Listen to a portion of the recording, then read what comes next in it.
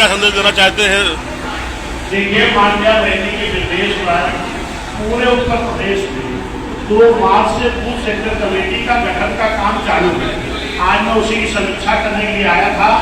आज यहाँ बलहा विधानसभा की समीक्षा करने के बाद ये जानकारी मिली है कि हमारे सभी जिम्मेदार विधानसभा के साथियों ने वो बूथ सेक्टर कमेटी का गठन काम पूरा कर लिए हैं और जिसकी 20 तारीख को ये रिपोर्ट माननीय बहनी को दे दी जाएगी। आगामी विधानसभा चुनाव के लिए क्या आपका दिशा निर्देश है? निश्चित है कि बहुजन समाज पार्टी बड़ी मजबूती के साथ आगामी जो 2027 का चुनाव होगा, 2027 के 2007 के तर्ज पर, क्योंकि 2007 में भी बहुजन समाज पार्टी का किसी से गठबंधन नहीं था। एक जनता का गठबंधन तैयार करके 2007 में बहुजन समाज पार्टी ने पूर्ण बहुमत की सरकार बनाई। फिर उसी तर्ज पर 2027 में भी हमारे बूथ सेक्टर के पदाधिकारी, हमारे जिले के पदाधिकारी, मंडल के पदाधिकारी और हमारे जिम्मेदार साथी जो बिना पद के भी इस मूवमेंट में लगे, ये सभी लोग हर बूथ पर एक जनता का गठबंधन तैयार करेंगे, जिसमें खास तौर पर एससी समाज, एसटी समाज, ओबीसी समाज और मुस्लिम समाज और कुछ न्याय पसंद ब्राह्मण क्षत्रिय वैश्य समाज के लोगों को साथ में लेकर के एक जनता का गठबंधन तैयार करेंगे। इसी जनता के गठबंधन के बल पर आने वाली 27 में पूर्ण बहुमत की सरकार को पूर्ण बहुमत का मुख्यमंत्री बनाने का काम करेंगे। कांग्रेस पार्टी की तरफ से वोट चोरी का अभियान लगाया जा रहा है, इस विषय पर आपका क्या कहना? देखिए, आपको हो सकता मालूम ना हो, 2017 में माननीय बहन जी के निर्देश पर पूरे उत्तर प्रदेश में, पूरे देश में ईवीएम के खिलाफ जिला मुख्यालय पर धरना किया गया था। उस वक्त यही कांग्रेसी समाजवादी के लोग हम लोगों का मजाक बना रहे थे, हम लोगों के साथ नहीं खड़े हुए।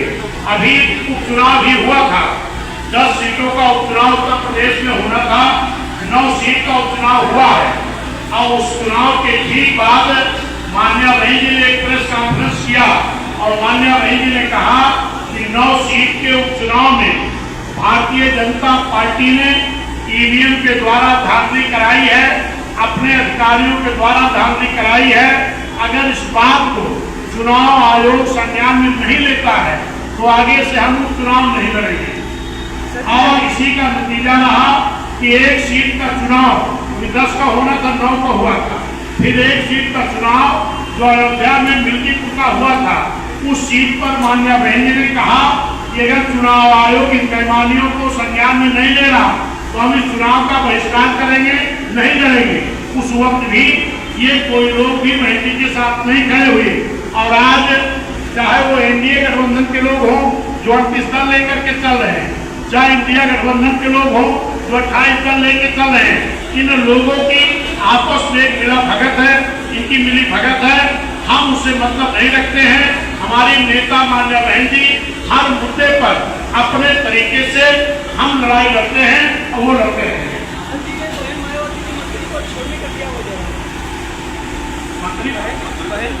मायावती जी का मंत्री पद छोड़ने का क्या वजह रहा?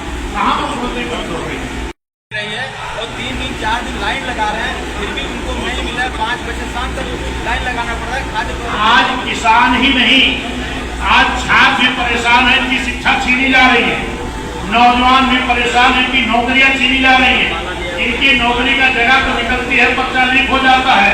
किसान भी परेशान है, इनको आय नहीं अच्छी मिल रही, इनकी खाद की किल्लत नहीं मिल रही, इनको टाइम पर बिजली नहीं मिल रही।